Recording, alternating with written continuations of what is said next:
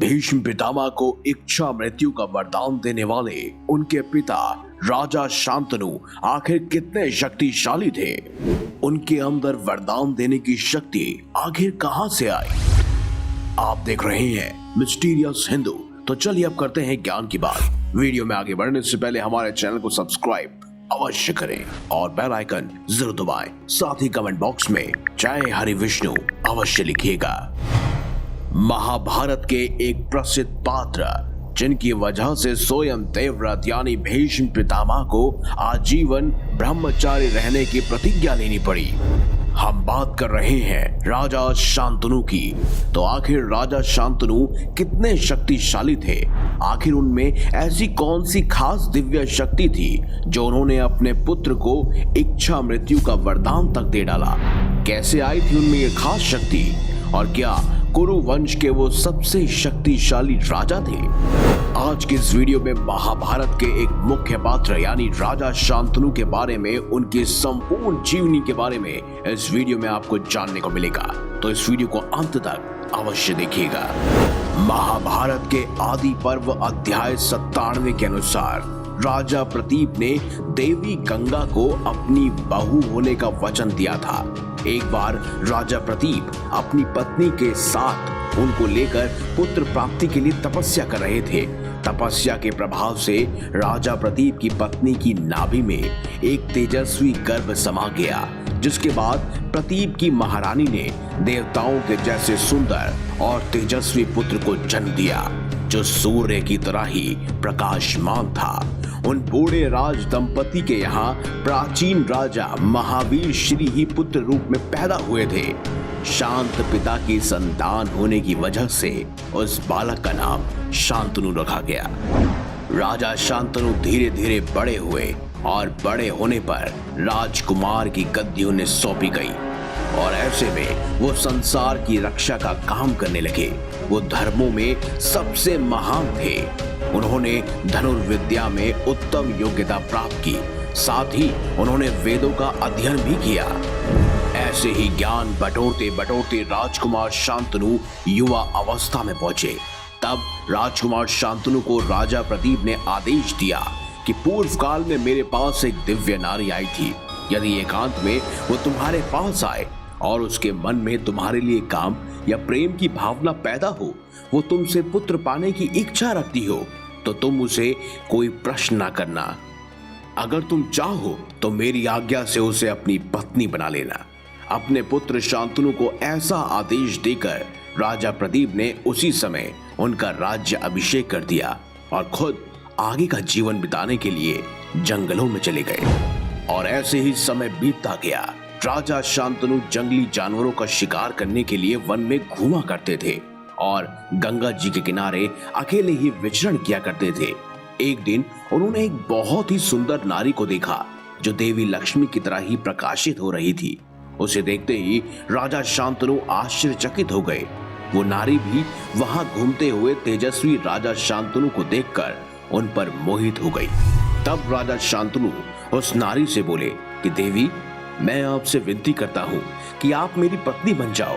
तब राजा शांतनु को देखकर साध्वी गंगा को वसुओं के दिए हुए वचन याद आ गए।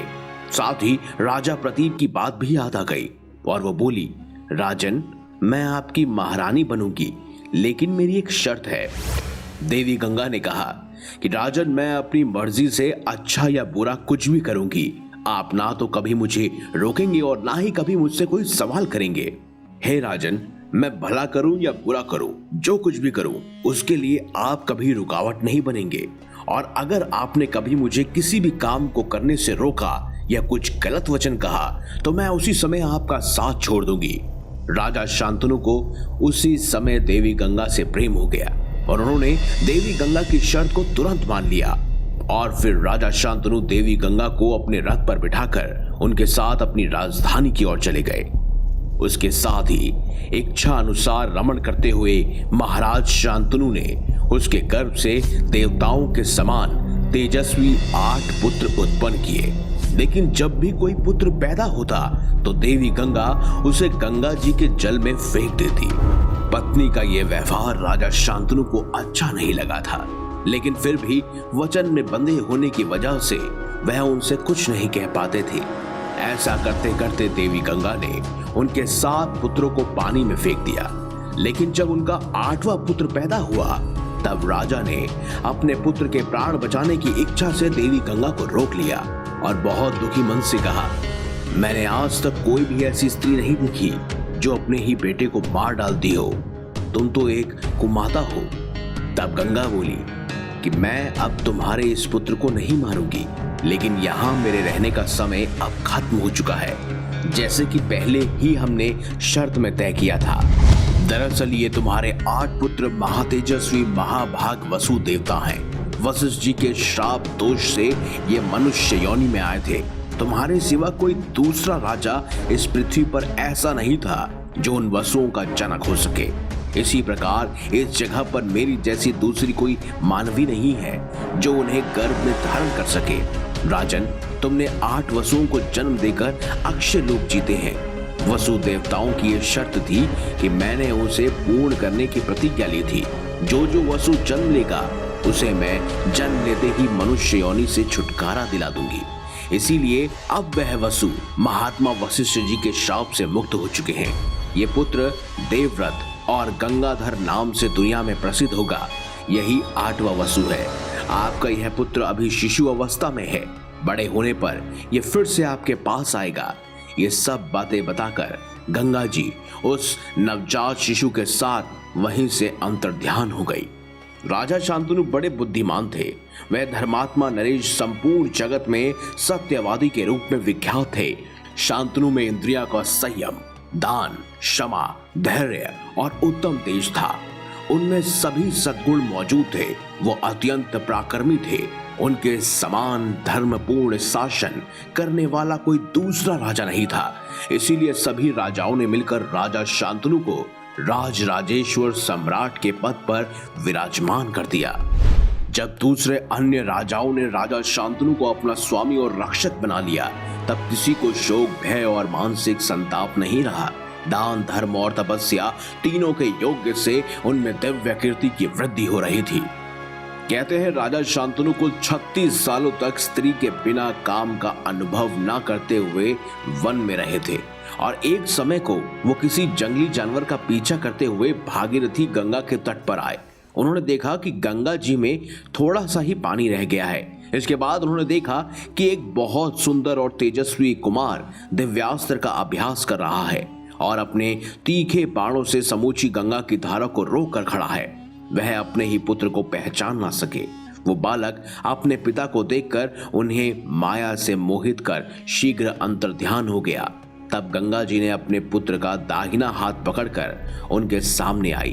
गंगा जी ने कहा कि महाराज, पूर्व काल में आपने अपने जिस 8वें पुत्र को मेरे गर्भ से प्राप्त किया था, ये महावीर वही है। मैंने इसे पाल पोस कर बड़ा किया है और अब आप अपने पुत्र को ग्रहण कीजिए। और ऐसे ही दिन बीतते गए। राजा शांतनु को अपने 8वें पुत्र के रूप में स्वयं देवव्रत प्राप्त हो गए।